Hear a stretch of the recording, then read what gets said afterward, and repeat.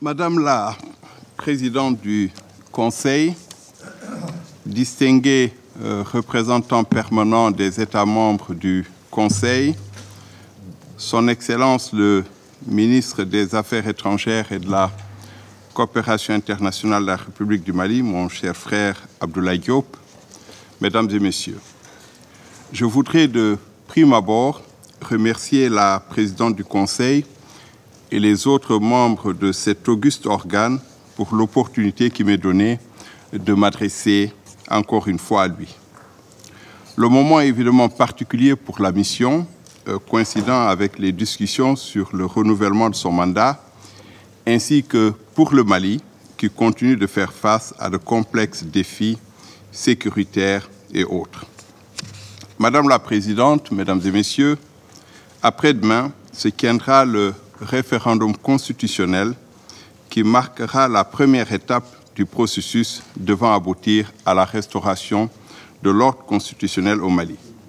Ce scrutin devait initialement se tenir le 19 mars.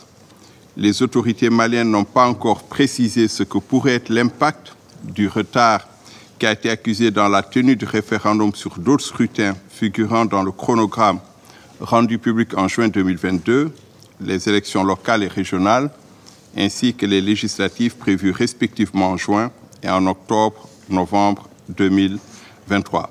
Mais les autorités ont réitéré leur engagement à conclure la transition en mars de l'année prochaine, conformément au calendrier convenu avec la CEDEAO. L'élection présidentielle est prévue au mois de février 2024.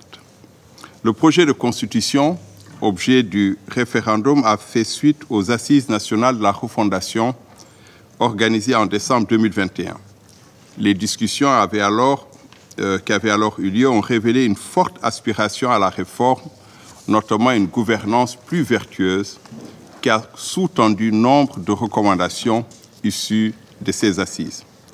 Le texte constitutionnel, tel que finalisé, a fait l'objet d'appréciations divergentes de la part des acteurs locaux, qu'ils appartiennent à la classe politique, à la société civile ou à des groupes religieux. Il reste que plusieurs partis politiques, y compris des formations ayant dominé la vie politique ces dernières décennies, des organisations de la société civile et d'autres acteurs ont marqué leur soutien, appelant à voter oui au référendum. Les partisans du non incluent aussi des groupements politiques et des organisations religieuses.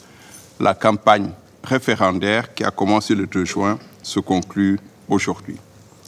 Les autorités ont mobilisé d'importants moyens pour la tenue du référendum, y compris ceux de l'armée de l'air malienne, mis à contribution pour transporter notamment du matériel électoral. Il importe de s'en féliciter. Conformément à notre mandat, la MINUSMA et l'équipe pays des Nations Unies apportent un soutien multiforme à ce processus.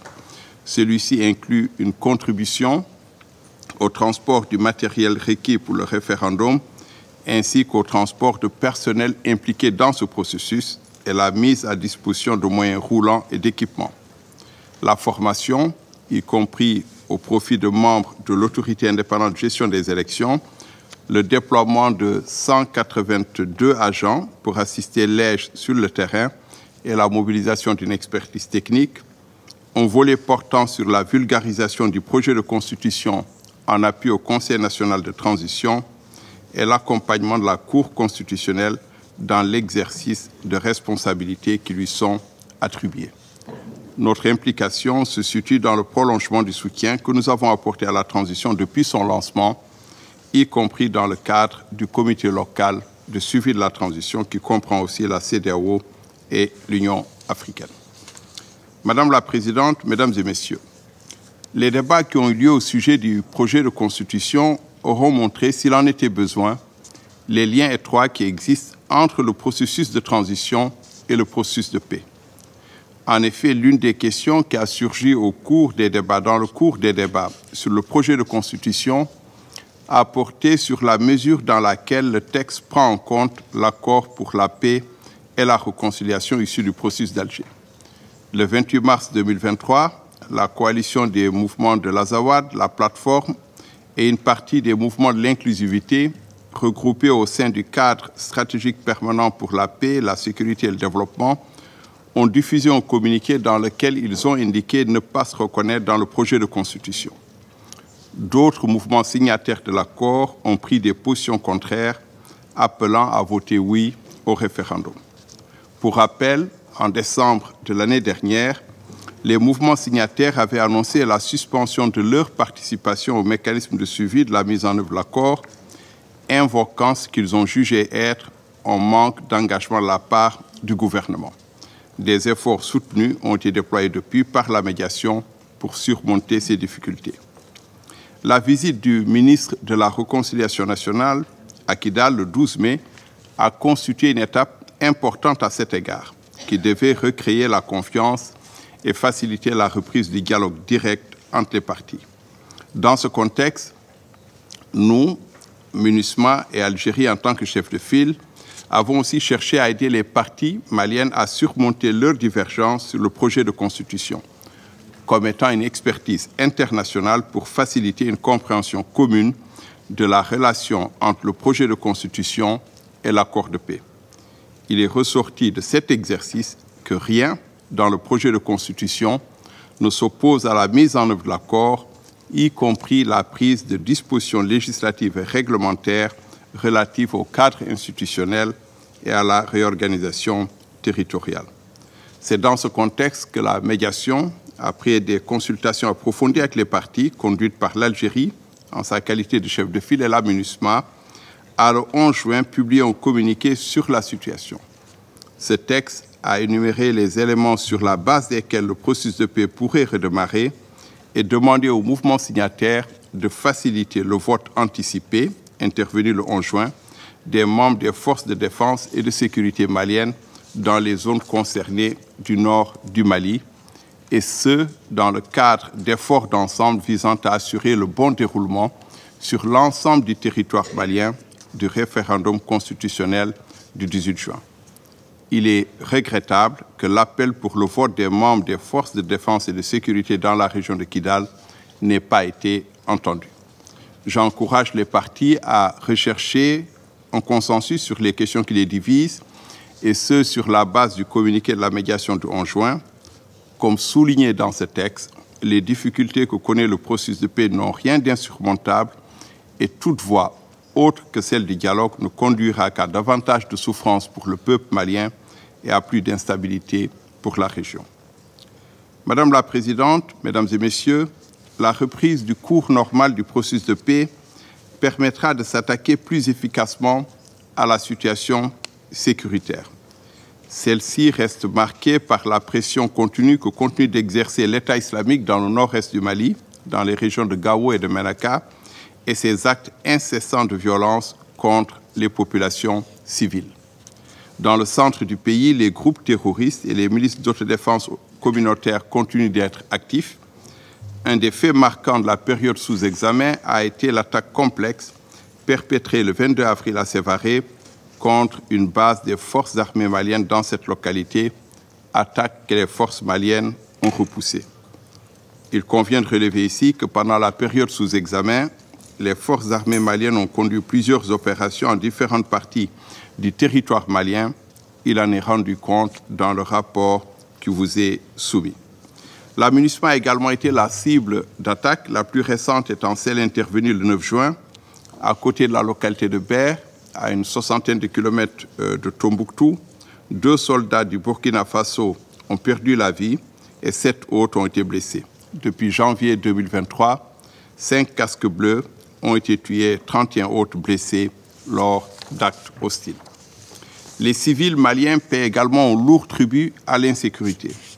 Un élément à relever ici a trait à l'impact des engins explosifs improvisés qui sont l'une des armes préférées des groupes terroristes. La mission conduit plusieurs activités de sensibilisation des populations au danger que posent les engins explosifs improvisés, en plus de la coopération étroite que nous entretenons avec les forces armées maliennes en ce domaine. La persistance de l'insécurité affecte évidemment négativement la situation humanitaire.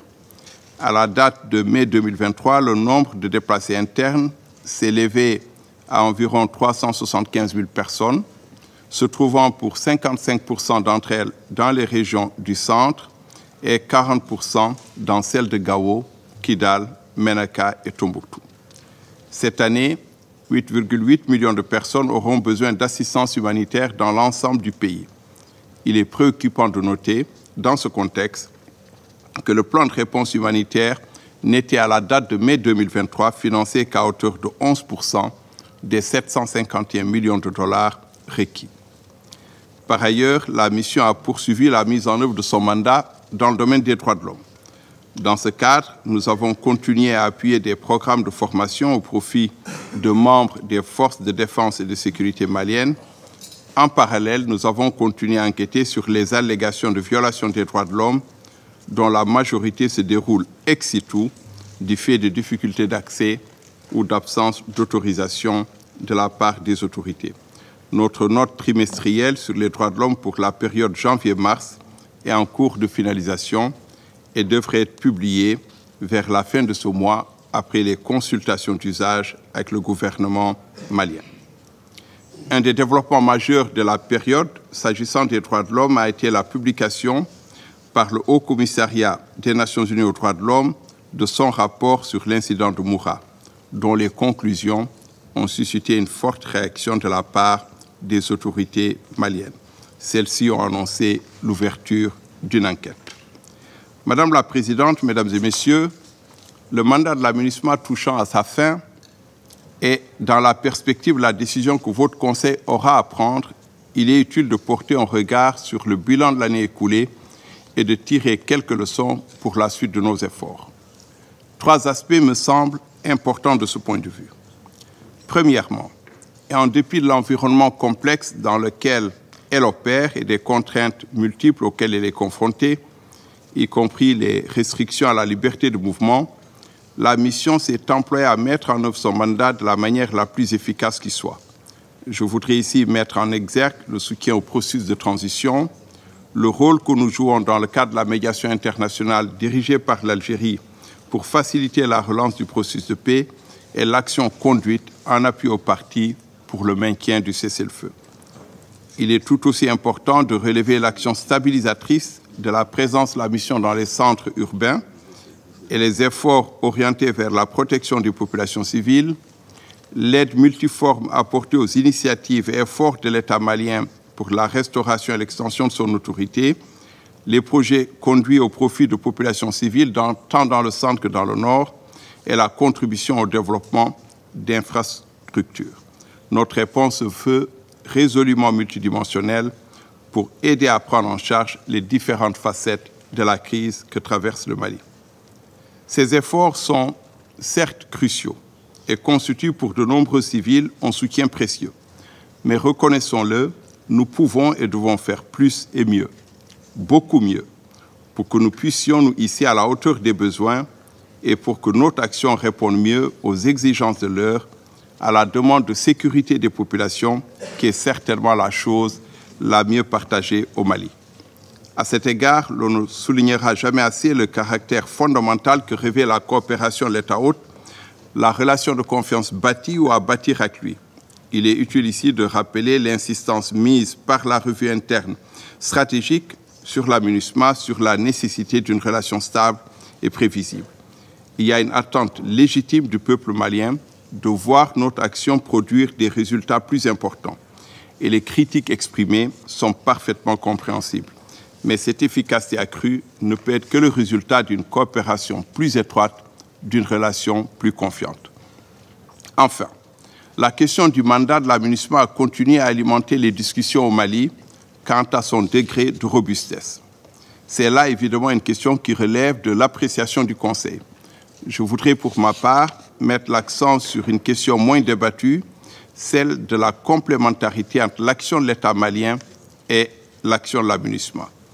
La MINUSMA a d'indéniables avantages comparatifs qui peuvent et doivent plus effectivement être mis à contribution pour appuyer l'État malien. Cette articulation fonctionnelle est tributaire d'une relation de confiance entre les autorités maliennes et la MINUSMA. Elle nécessite un engagement plus soutenu du gouvernement à travers un dialogue régulier avec la mission pour élargir le champ des possibilités et saisir les multiples opportunités qui existent au bénéfice des populations maliennes. En conclusion, et après presque 10 ans de présence au Mali, je voudrais souligner que la MINUSMA, comme toutes les autres opérations de maintien de la paix des Nations Unies, a vocation à créer les conditions de son départ en aidant le Mali à assurer la sécurité de sa population et de son territoire, ainsi qu'à poser les jalons d'une stabilité durable. C'est à cette tâche qu'il importe plus que jamais de s'atteler de façon volontariste et dans un esprit de concertation, de coopération et de complémentarité. Je vous remercie de votre aimable attention.